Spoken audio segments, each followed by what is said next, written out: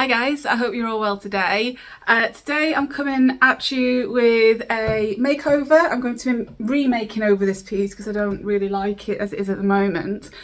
But also I'm here to give you some updates on what is going on in my little painting bubble world, you know. So I thought I would just get straight to the update. If you don't know me and you're not interested, you just want to get straight to the makeover, then just skip along a little bit. So as many of you know, I have been a brand ambassador for Dixie Belle Paint for 4 years now and a content creator for 5. I've basically been with Dixie Belle since I began painting, like almost 6 years ago. Like most of my painting career I have been with Dixie Belle, and I have had such a great time with them, and they elevated me when I first began painting in a way that I so appreciate, and it's been an incredible journey with them. However, you know, all good things must come to an end, and I have now decided to part ways with Dixie Belle. So it wasn't an easy decision, and it's actually a decision I've been battling with for a year now. I just feel like I'm not the same person or the same brand or company as I was when I first began painting, when I first began working with them, and similarly they're not the same company they were either, you know, a few years ago. And I just feel like they're going in one direction, I'm going in another, and we're just not kind of meeting in the middle anymore, if that makes sense. And I just feel like I've lost some creative control over my business because of that, and I haven't been honouring the way I want to paint and the way I want to create. So like even from things like using transfers where I would rather hand paint something to I don't know, the way I photograph things. There's no drama as such. It's just time, basically. I'm just going to leave it there because I'm not somebody who dwells on stuff. Like, there's no point dwelling on it. You know, it's just about looking to the future now.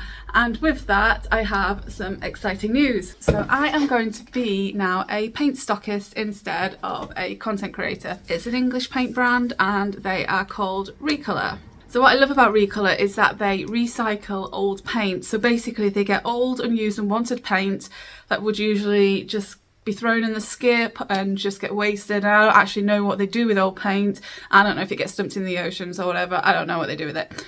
But basically they're trying to combat that by creating more sustainable paint, by recycling paint wastage into furniture paint. So I'm very excited to start this new relationship and this new journey with ReColour. All of the colours are currently listed on my website, and yeah, so I'm excited about that. That being said, I'm still going to be using Dixie Belle, some of their other products. I'm still going to use their paint every now and then if the piece warrants it, or I get a commission that warrants it. But this, for now, is going to be my main paint, and I'm excited to show it you. I painted this piece a couple of months ago, and I'll be honest, it was a rush job. I did it for a photo, and with no intention to sell it. Sorry, there's cars outside. I just did it for the photo, basically, and I don't like it. I don't like it. I'm not keen on the colour. I think it's a little bit dull, and it's just, yeah, it's just not me. So I am going to now fix it up. There are some little imperfections that I need to fill in. There's like little holes and things in this. So it's going to need a little bit of TLC.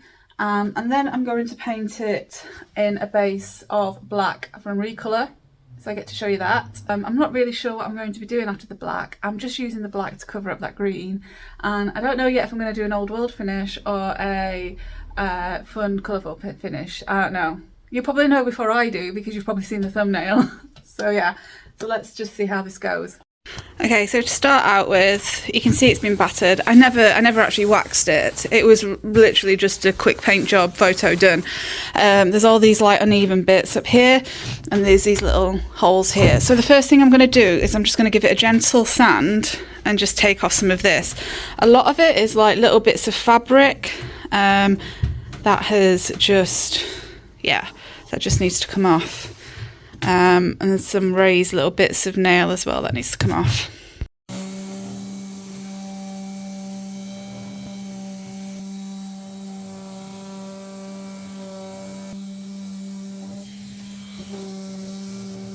I'm going to use some polyfiller And this is just basically to cover up some of the nails. I don't know if you saw some of the nails poking out up there, and also some of the holes around the edges where somebody's obviously tacked a lot in. I don't mind if the top's uneven, but I just don't want those nails showing through. So I don't mind if there's like little raised bits of filler above the nails that I sand down and smooth out, but I don't want like hard nails poking through. You know what I mean? Even though it's only the ends of them, I don't want it poking through the paint, if you catch my drift. So already I'm thinking this is going to be an oldie world piece because I can get away with it looking uneven and textured then.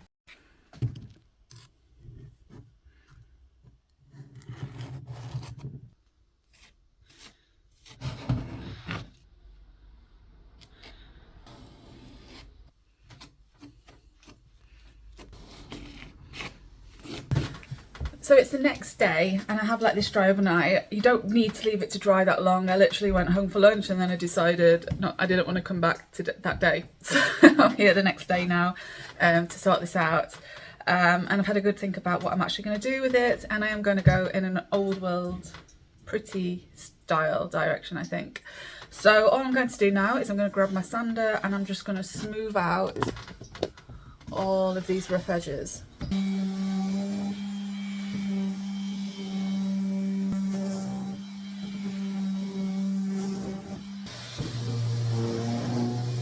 Had a change of mind of colour. I'm actually going to paint it now in Wistful White. So this is going to be my base colour. I'll show it you. So you can see it's a lovely creamy kind of, it is a white but an off-white. I'm going to be using a thick natural bristle chalk brush for this.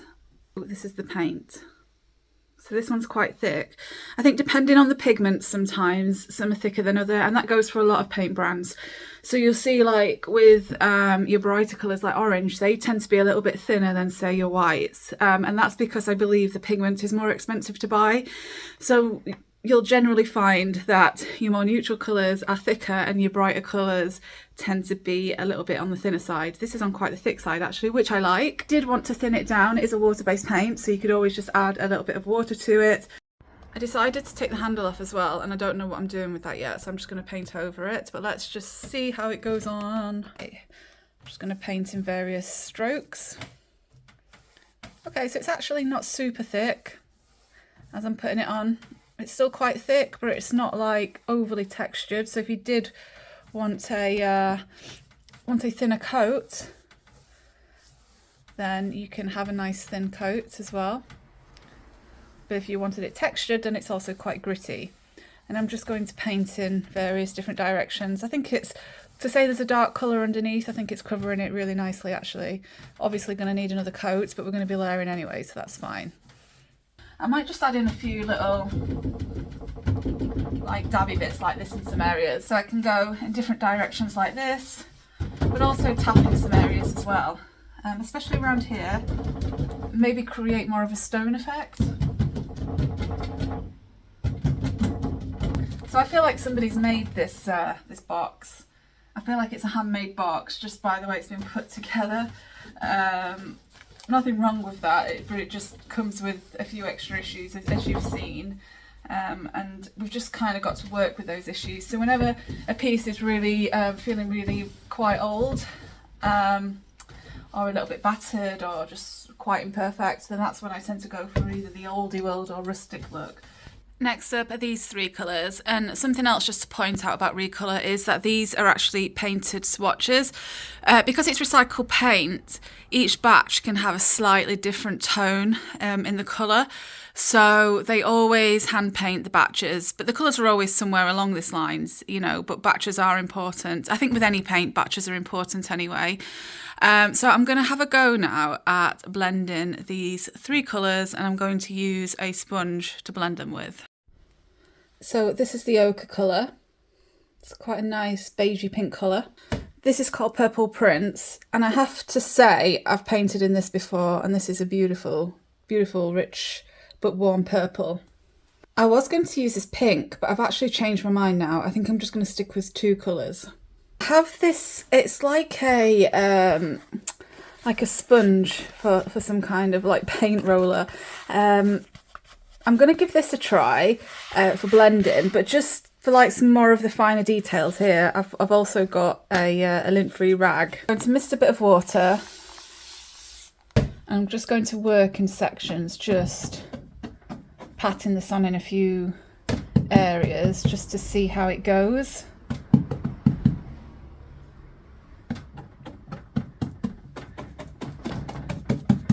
Okay, I just want to test a section like this. I'm going to get the Opulent Ochre and pat this in as well.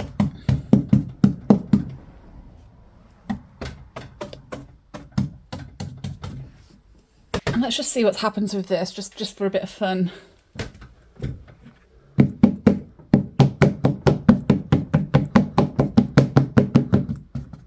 I mean, you could use a normal kitchen sponge for this as well. Doesn't necessarily have to be this exact sponge. I was actually just in a DIY shop and I spotted it and I was like, just in my lunch just now. I was like, I wonder if that would work. And actually it seems to be working quite nicely. Nice, I like that. Very old world and very blendy, but like pretty. Nice. I've actually decided it doesn't need the water. I think it's got the texture, but it's actually still quite, you know, it's thick without being overly thick. So it's actually quite a nice, easy paint to blend. So I don't really feel like it needs a lot of water. Got to say, I love this colour. It's a lovely colour. I've used the purple prints before, just on a small little piece, but I haven't used this one, and it's really nice.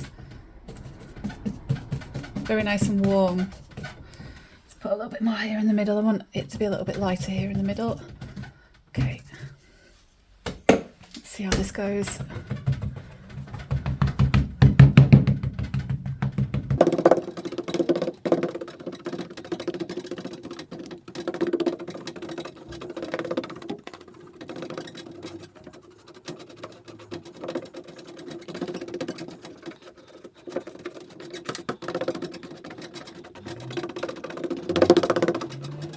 I'm going to grab my sander. It's just the battered sander that I've already used. You can just use some 220 grit sandpaper or something.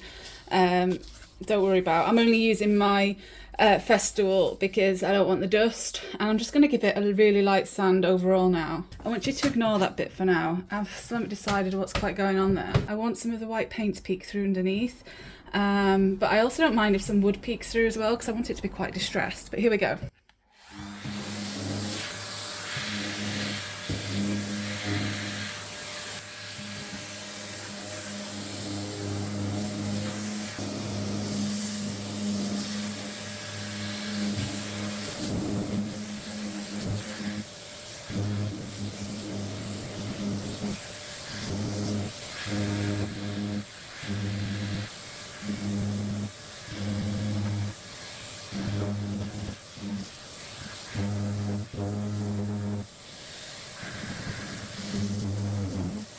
I've just decided, before I go in with my clear wax, I'm going to put a little bit of white wax on this. Okay, so I am going to be using Annie Sloane's clear wax and her darker decorative waxes as well.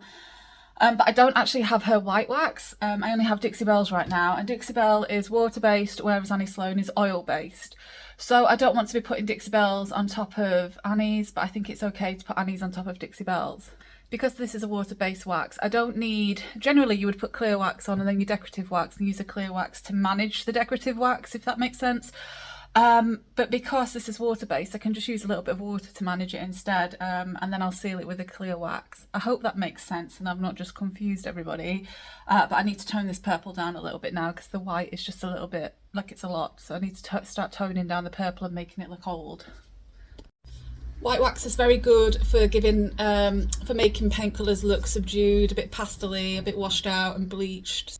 So I am going to apply quite a bit actually, I think, and really just get in there with it. I don't know how this will react to ReColour actually, I've not tried it.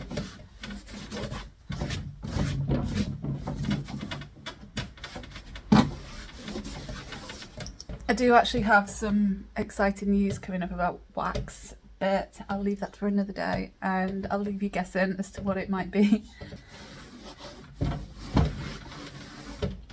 It's sort of subduing it a little bit. It's really doing much to really be able to, yeah, no, I'm not using it. It's not really doing anything, it's not adding any value to it. Okay, I'm going to use a bit of Annie-Sloan now, and this really gritty texture is going to smooth. It's going to smooth it all out now. I should use a different brush actually, because I've just used that for the white. I'm going to grab a cloth instead. Sometimes it's easier just to use a bit of a rag rather than a brush.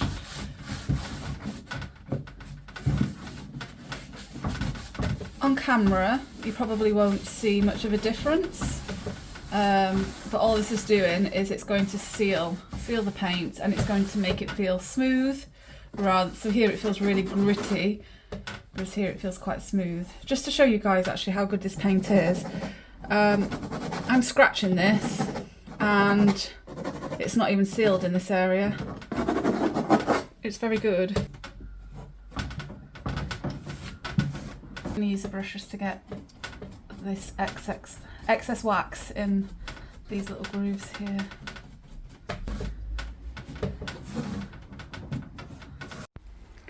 Let's just add a little bit of black wax around here as well. Not quite a lot, to be fair. I want it to look really old and grungy.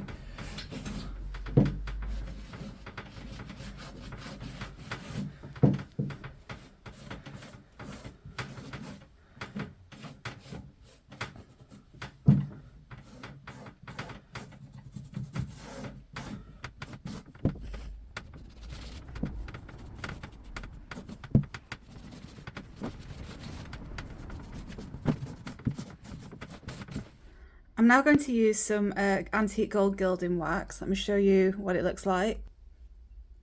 I do feel you could probably achieve this look by combining, if you already have it, a yellow gold and a bronze. But I'm just going to apply this now just to some of this detail. I'm just going to go around the edges of this. I didn't want it too yellow, I wanted it to be a bit more subtle. I thought a yellow gold might really distract and not look good, so yeah, just decided to use this one instead. You can use your fingers, you don't necessarily have to use a brush.